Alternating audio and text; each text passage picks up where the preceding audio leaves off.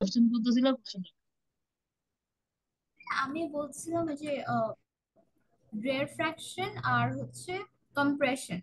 তো হুম। যখন একটা সাউন্ড আসতে আসে, তো সেই মানে যেটা ছড়ানো ওয়েভটা ওইটাকে কি রেয়ারফ্যাকশন বলে, আর যখন হেভি আসে তখন ওই পার্টটা রেয়ারফ্যাকশন।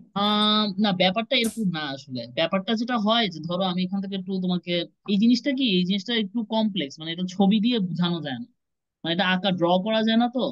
আচ্ছা ধরো আমি একটু বোঝানোর ট্রাই করি। ধরো এভাবে আমি বোঝানোর ট্রাই করি যে ধরো চিন্তা করো যে এখানে টিউনিক ফর্কটা ধরো ভাইব্রেট করতেছে, ঠিক আছে? তো ও যখন ভাইব্রেট করবে তখন যেটা হবে যে আমার যে এয়ার মলিকুল গুলা, তো এই এয়ার মলিকুল বলো, এয়ার বা এয়ার পার্টিকেল বলো, এরা আসলে কি করবে যে ধরো এই এই এই এয়ার পার্টিকেল গুলা কিছু অংশ ধরো রেয়ারফেকশন হবে, কিছু অংশ কম্প্রেশন হবে, আবার এই দিকের রেয়ারফেকশন হবে, কম্প্রেশন হবে, মানে এইভাবে প্রপাগেট করবে আর কি। মানে লাইক হচ্ছে ওইখানে যেমন দেখছিল কি যে peak valley peak valley peak valley এইভাবে প্রপাগেট করছিল, এখানে হচ্ছে এয়ারফেকশন কম্প্রেশন এয়ারফেকশন কম্প্রেশন, এইভাবে সেটা প্রপাগেট করবে। এটার সঙ্গে আসলে সাউন্ড লার্জ বা সাউন্ড তোমার হচ্ছে যে আস্তে হওয়ার ব্যাপার স্যাপার নাই, বুঝতে পারছো এটা? স্লো বা হ্যাঁ। স্লো বা লাউড হওয়ার সাথে রিলেটেড না। এটা হচ্ছে যে প্রপাগেশনটা কিভাবে হচ্ছে, এয়ার পার্টিকেল গুলা রেয়ারফেকশন হয়ে আবার আরেকটা দিকে কম্প্রেশন হচ্ছে, অনেকটা এরকম। কারণ এখানে গিয়ে তোমার এটা হচ্ছে তোমার পিকে উঠতেছে, তারপর আবার নেমে valley peak valley peak valley এভাবে করে হচ্ছে। এখানে রেয়ারফেকশন কম্প্রেশন করে প্রপাগেশন করছে, মানে প্রপাগেশন মেথডটা আলাদা। এইটা বোঝানোর ট্রাই করছে, জিনিসটা একটু কমপ্লেক্স, মানে এটা আসলে ছবি এঁকে ওভাবে বোঝানো যায় না। তো এখানে তুমি পড়লে ব্যাপারটা দেখবা যেভাবেই লেখা আছে যে তোমার air doesn't move from the tunic fork to the listener, the vibrations pass through the air by the patterns of compression and rarefaction caused by the air molecules being pushed back and forth. কারণ air molecule গুলা pushed back and forth, ওরা এইভাবে back end fourth করে করে রেয়ারফেকশন compression করে করে সেটা transmit করে আগের মতোই। পার্টিকেল গুলো এখানেও তারা মুভ করতেছে না। দ্যাট মিনস যে স্পিকার থেকে লিসনারের কাছে পার্টিকেল গুলা ট্রাভেল করতেছে না, পার্টিকেল তখন নিজেদের জায়গা থেকে ভাইব্রেশন করতেছে, বাট তারা ভাইব্রেশনটা এমন ভাবে করতেছে যে এখন ভাইব্রেশনটা এমন ভাবে হচ্ছে যে তোমার ওয়েভটা যেদিকে প্রপাগেট হচ্ছে, সাপোজ ওয়েভ যদি এদিকে প্রপাগেট হয়, পার্টিকেল গুলাও ভাইব্রেশন করতেছে এইভাবে, মানে সেম ডিরেকশনে। আর আগেবার যেটা দেখাইছিলাম, ওখানে ওয়েভ প্রপাগেট করতেছিল এই সাইডে, কিন্তু পার্টিকেল গুলো ভাইব্রেট করতেছিল এই সাইডে। অর্থাৎ পার্টিকেলের ভাইব্রেশনের ডিরেকশন আর ওয়েভের ভাইব্রেশনের ডিরেকশন দুটার মধ্যে অ্যাঙ্গেল ছিল 90 ডিগ্রি। আর এখন ওয়েভ যেদিকে প্রপাগেট করতেছে, পার্টিকেলও সেই দিকেই প্রপাগেট করতেছে, এই যে এইভাবে এদিকে যাচ্ছে, তারপর আবার এদিকে আসতেছে, তারপর আবার এদিকে যাচ্ছে, তারপর আবার এদিকে আসতেছে। তার মানে অ্যাঙ্গেল কত? অ্যাঙ্গেল হচ্ছে দুটো এখন প্যারালাল, তার মানে অ্যাঙ্গেল হচ্ছে 0 degree. Clear? So you can differentiate the two methods by angle between propagation of particle and wave. এইভাবে তুমি এই, দুটো পার্টিকেল, তোমাকে আগে যে ছবিটা দেখেছো ওটা আরেক এক ধরনের, এটা হচ্ছে আবার আরেক ধরনের।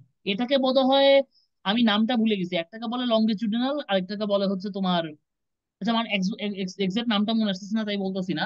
বাট আগের যেটা দেখাইছে ওটা এক ধরনের, আর নিচেরটা হচ্ছে আরেক ধরনের। উপরেরটা হয় পিক ভ্যালের মাধ্যমে, নিচেরটা হয় রেয়ারফেকশন আর হচ্ছে কম্প্রেশনের মাধ্যমে। নিচের মেথডটা হচ্ছে তোমার, নিচের মেথডটার আন্ডারে হচ্ছে সাউন্ড ওয়েভ পড়ে, বুঝতে পারছো? ও আচ্ছা এখন মনে পড়ছে, উপরেরটাকে বলে বোধ হয়, একটাকে ট্রান্সভার্স বলে, একটা লঙ্গিটিউডিনাল বলে আর কি। বুঝতে পারছো? একটাকে বলে লঙ্গিটিউডিনাল ওয়েভ আর একটাকে বলে হচ্ছে transverse wave. Clear?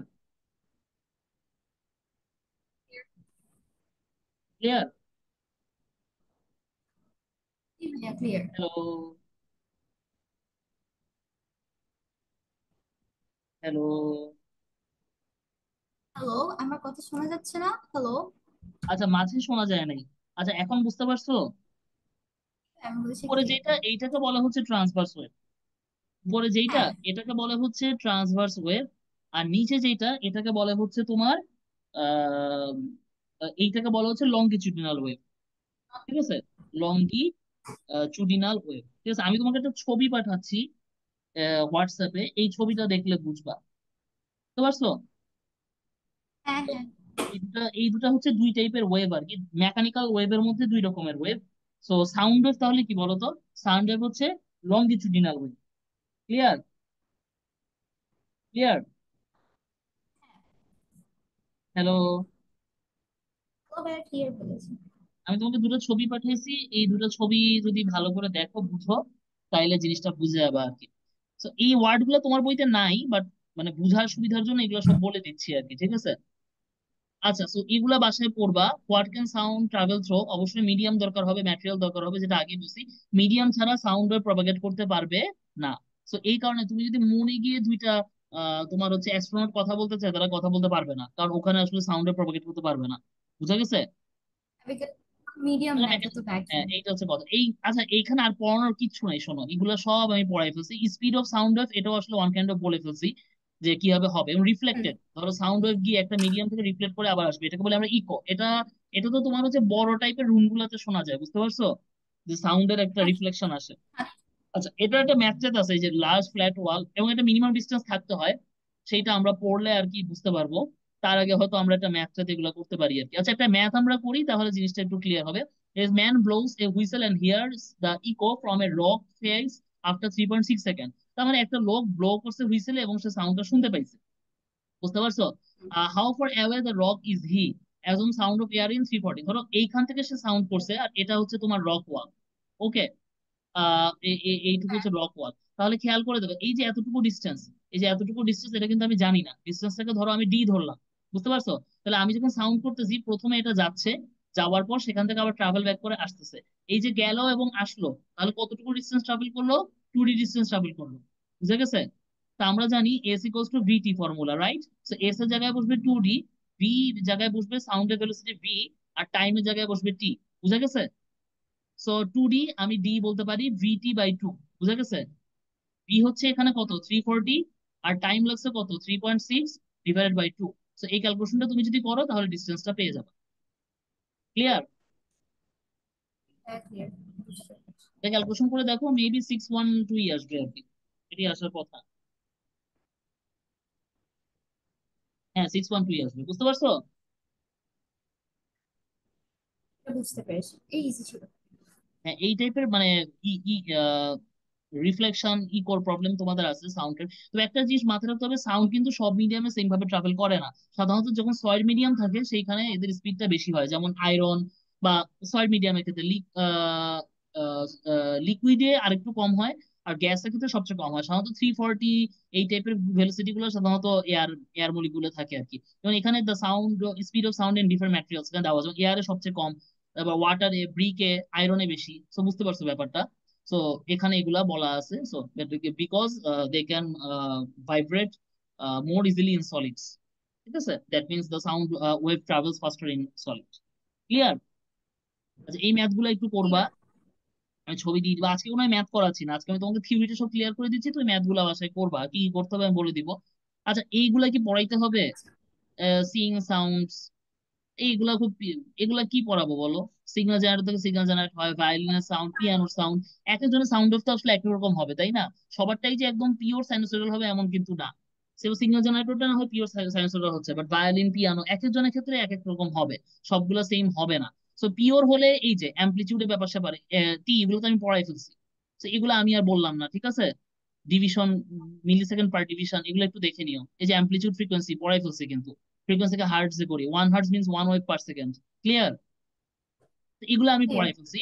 So increasing the loudness of the sound produces taller waves. They have a bigger amplitude. হ্যাঁ, এইটা মানে হচ্ছে bigger amplitude. Amplitude is related to loudness. So when amplitude is bigger, that means the increasing the loudness of sound. Increasing the frequency means more waves will be seen on the screen. So higher frequency means pitch. Pitch will be higher. So এগুলো এক একটা মানে term, আমরা সাধারণত যখন sound wave নিয়ে পড়াশোনা করি, স্পেসিফিক্যালি মিউজিক্যাল ইনস্ট্রুমেন্টের ক্ষেত্রে, তখন আসলে লাউডনেস, পিচ এগুলো নিয়ে কথা বলি।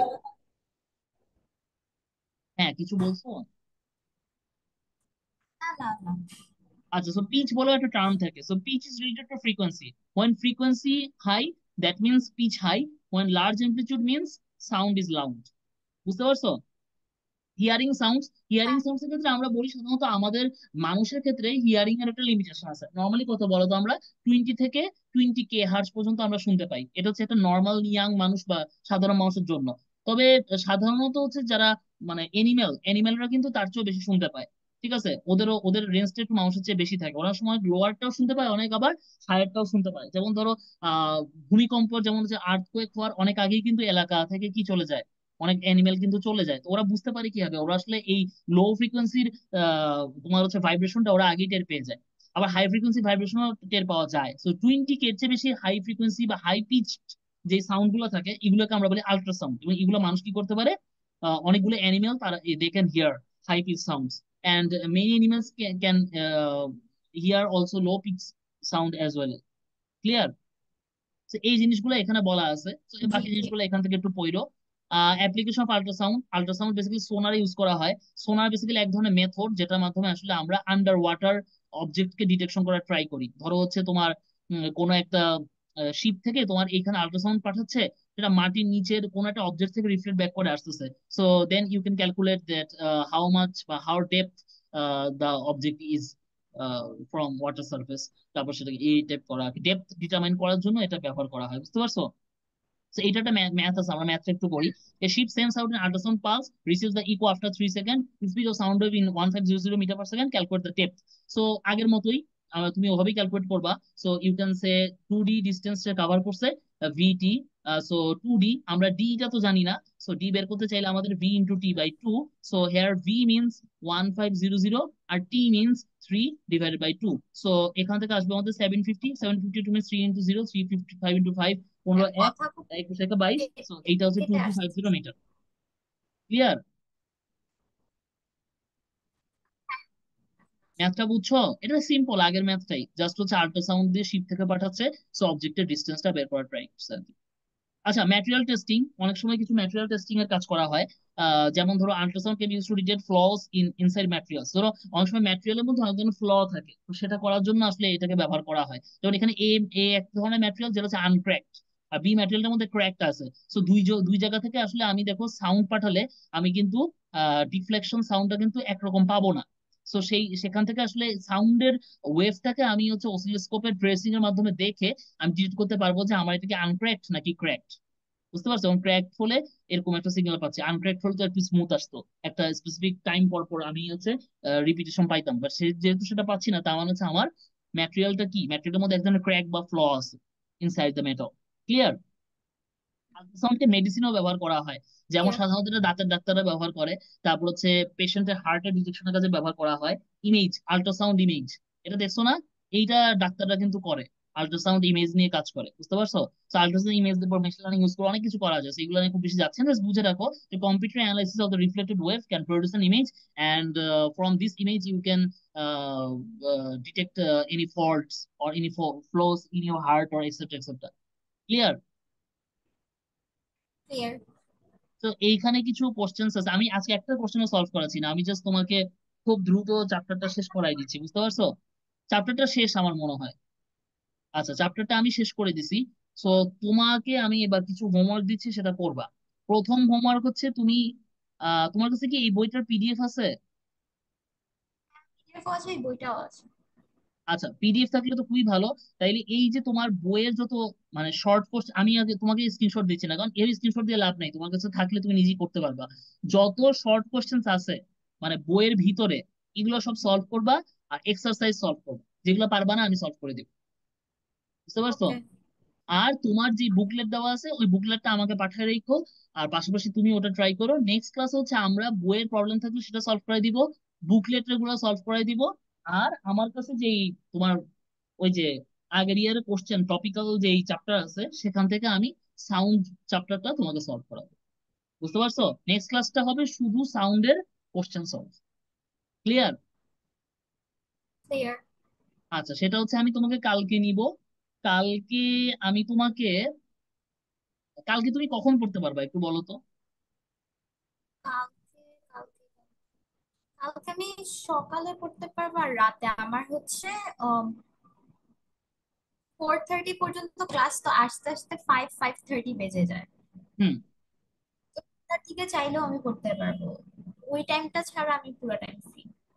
আচ্ছা, তাহলে তুমি আমার মনে হয় সন্ধ্যায় পড়ো, তুমি হচ্ছে সন্ধ্যায় মাগরিবের পর পড়ো, ঠিক আছে? আচ্ছা আচ্ছা। মাগরিবের পর বলতে মানে হচ্ছে তুমি 7:30-তে পড়ো, ঠিক আছে? আর টাইম ক্লাসটা একটু বড় হবে। সো ক্লাসটা বোধহয় আমি মিটে নিব, তোমাকে মিটার লিঙ্ক দিব। বুঝতে পারছো? আচ্ছা ঠিক আছে। কারণ হচ্ছে মিটে 1 ঘন্টা ক্লাস নেওয়া যায়, সো মিটার লিঙ্কটা দিব। ইভেন 1 ঘন্টা তো হবে না, অনেক সময় লাগবে, কারণ যেহেতু সব কোশ্চেন সলভ করবো। তো তুমি কোশ্চেন গুলো একটু দেখো আজকে বসে, কালকে কোচিং, কালকে তো পারবা না। তো আমি তোমাকে কালকে 7:30টায় শুরু করবো, হয়তো 8:30 বা 9টা পর্যন্ত ক্লাস নিবো, ঠিক আছে? নিয়ে একেবারে এই দুটো চ্যাপ্টার, এই চ্যাপ্টারটা একদম ফুললি শেষ করে দিব। ওকে, ক্লিয়ার? Clear, clear. আচ্ছা, ঠিক আছে, আজকে তাইলে শেষ। ওকে, আল্লাহ হাফিজ।